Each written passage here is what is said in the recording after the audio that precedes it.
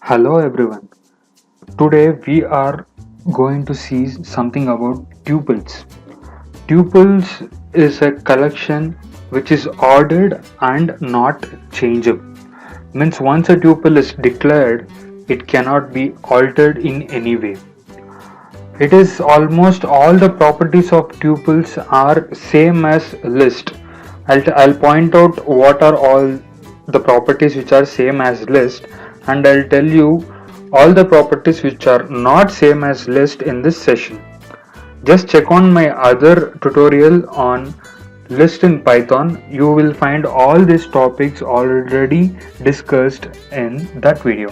Okay, the topics which is same and which I am not going to discuss in this video are accessing tuple items, negative indexing, range of negative indexes, looping through tuples, checking if an item exists in a tuple or not, length of a tuple, and joining of two tuples with a plus sign, means an addition sign. These topics are same for a length and a list. So you can check on these topics on my other video, and if you have any doubts, please comment down in the comment section. I will help you out with whatever doubt you have. So the first topic which is not recorded in the list video is changing a tuple value. Since it is not changeable, since a tuple value is not changeable, there is only one way to change a tuple value. What is that way? Converting a tuple into a list and changing the value and then converting back that list into a tuple. Suppose, let me say my list or my tuple is, I'm using the same values as I used in the list so that you won't be confused with it. Say this is the cherry. So this is my tuple. Now first what I'm going to do is I'm going to convert my tuple into a list. Say my list. I'm converting this into a list. So I'll put something like list of mighty. What this basically does is this command is basically converting my tuple into a list and saving it in ML. Now I'm accessing the variable with index 1 and I am changing its value to kiwi. After changing this value to kiwi, I have to again convert this list back into a tuple. So what I am doing now is I'll say my tuple is equal to tuple of my list. When I execute this command, what happens is my list is being changed into my tuple.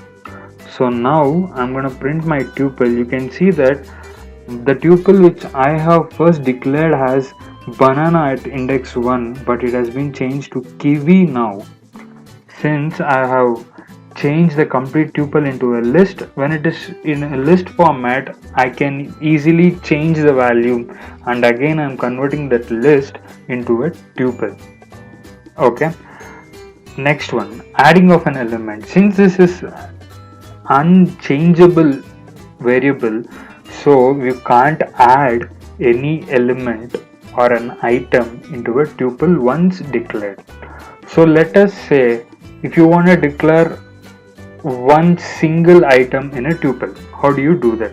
Suppose, let me say my tuple, or let me say x, because my tuple is already been declared, and I'll say this as apple, and I'm closing the bracket. Is this a tuple? Why to simply waste energy? Let me check it. Let me say it's type, or else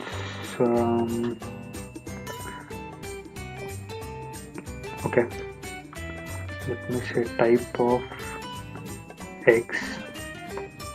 You can see that when I say type of x, it is simply returning me as a string. It is not telling me that it is a tuple. Now let me go to y. When you are using a single item in a tuple, don't forget to put a comma after the item. Now let us check the type.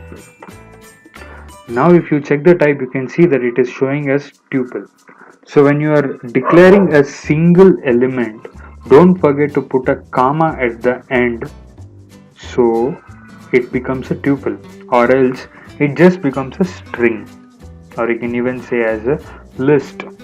Okay, so there are these many topics on tuple. All the rest of the topics are being covered in the list, so I request everyone to see your list video. If you have any doubts, please comment down in the comment section. I'll help you out with whatever doubt you have.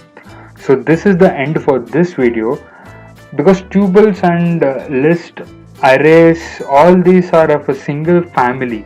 They all follow a certain properties only.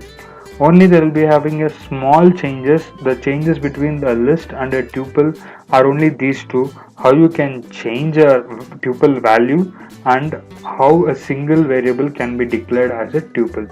That's it. Okay guys, this is short and sweet, so let's end it with a good note. So don't forget to like, share and subscribe to my videos for some more awesome Python content. Thank you very much, and don't forget to hit that bell icon. Okay, thank you people.